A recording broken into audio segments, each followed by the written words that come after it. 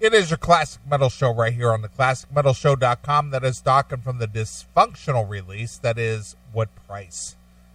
Kind of a song that you never hear. Yeah. Jesus, feeding back hard now. Holy smokes. It's got that Doors thing going on to it. It is. There is a lot of influence of the Doors on that dysfunctional release. Mm-hmm. But good stuff. So, yeah, not bad tune. Yeah. So anyway, the V, she came back in grand style. Yeah, well, according to some, not so grand style. Really? What are you hearing or what are you seeing? The chat room thinks she's selling out. In what regard? Because she's willing to do sex instead of music. It's like, okay. She's got to make the money. Well, we all know that the music industry is in the tank. Right. And there's really no money to be made in, music aside from live performance. Yeah, I mean, they put out 4 great records. It didn't hit. What are you going to do about that? You can't make it hit. It just sucks that as good as Benedictum is, that they didn't hit, and then other bands with female singers have gotten further. It doesn't make any sense to me, but as is always the case, I don't think the music industry in general makes much sense to you. I agree. Live performance is the only way to make any money because you're contracting directly with the promoter. Mm-hmm. So try to sell a CD via MP3 download or even the physical copy. Yeah, there's no money in that. There's not, and it's just, and even for the live performance thing, you got to lose your ass and hope you hit. You got to catch that lucky break of being Hailstorm. You really do. It's I mean, if Veronica was to, let's just play this out. For Veronica to get on like an Armored Saint tour, what are you thinking that costs? $10,000 buy-in plus whatever it costs to go daily? Well, I don't think Armored Saint is making that kind of money. Well, all right, Saxon, whoever, it doesn't matter. Well, let's go with a bigger Queensryche. Not even Queensryche. I'm thinking something bigger, like let's just talk about the tour that was announced this week. Be it Def Leppard, Poison, and Tesla. Okay, that's a bigger tour. All right. I don't think, going back to your discussion that like an Armored Saint or even a Queensryche. Yeah. I think they're only commanding, 10,000 a night? Who? Poison? No. Like a Queensryche or Armored Saint. Yeah, somewhere in there. 10, 20, somewhere in there. I don't think it's even 20. I think it's like around 10. All right. Well, where does Benedictum fit into a scheme like that? Because I saw Armored Saint and Queensryche, and I think that package may have cost the promoter, club owner, maybe $20,000. Okay. Mm-hmm. So, and they had a New York band open for them. Sure. And again, this just goes to show you how opening acts don't really catch your attention. I can't remember what the name of the band was. Right. And they were very much a what's the European band with the female lead singer with all the keyboards? Nightwish. They were a very Nightwish type band. Okay. All right. I can't imagine that they were getting $500 to $1,000 for their opening slot. Right. Probably not. All right. They probably sold tickets. Maybe. Right? Maybe they did.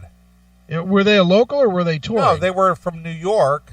Oh, okay. So but they were opening for Queensryche Armored Saint here in Chicago. All right, so then they were paid, but they were probably paid $1,000, maybe. Maybe $1,000. Yeah. Okay. So Benedictum, who has 4 albums out, they may make a grand. Right. They may. Mm-hmm. But they have to get involved with an established band tour. Yeah. To get that grand. And they're going to have to buy onto that tour. That's the only way it's going to happen. Maybe. Yep. Yeah, I mean, nobody's going to just take them out. Because Frontiers sure as fuck ain't giving tour support. No way. Sure. It's not what they do. That's not even shitting on Frontiers. That's just being honest. You know, Frontiers does not work on tours. Frontiers works on getting music out there. Sure. You know, so they're not going to give tour support. So Benedictum would have to buy onto that tour. Perhaps. Which would cost them at least 10 G's. Sure. Now, I remember when what's the lead singer from Bang Tango? Joe Lestay. Joe Lestay. Yeah. I remember back in the 90s, all right? Like, almost 20 years ago. Right. When he had Beautiful Creatures. Right. I know for a fact that the cost to buy Beautiful Creatures on the tour was $80,000. Yeah. $80,000. Right. Okay. And that was to play at 2:00 in the afternoon on Ozfest, right? Yeah, that was on Ozfest. Right. So it cost them $80,000 to be on that tour. Right. So what is it going to cost Benedictum? $1,000 a show? Yeah. So if they were to get on a let's just say the show that I saw about 6 weeks ago, Queensryche Armored Saint, right? It might cost them $1,000 to get on that bill, right? So that show maybe ran 20 dates. Sure, $20,000. Yeah, and it's not worth it for them because so you break even and you only make money off your merch.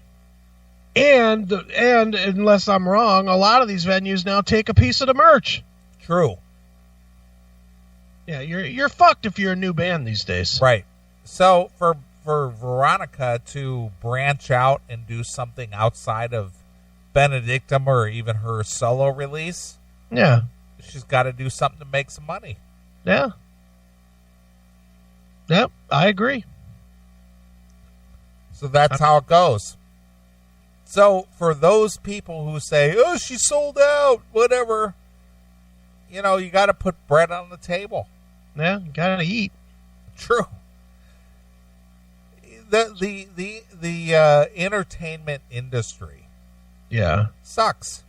It's a fucking miserable business. It is. And again, if you or I depended on this show to make us our living, we'd be living we'd be living in the woods somewhere. Yeah, there'd be no show. There'd be no show. That's just the truth of it. We wouldn't do this for a living. I mean, dude, when we got offered, what did we get offered when we were talking to XM? 30,000 each? Something like that. 30,000 each to move to New York and do a show. Yeah. Come on.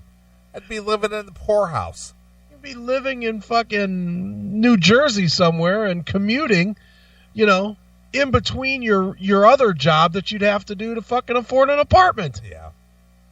Would have been terrible. I remember back in 96, 97. Right. When I was actually soliciting my talents, if you will, for commercial radio. Right.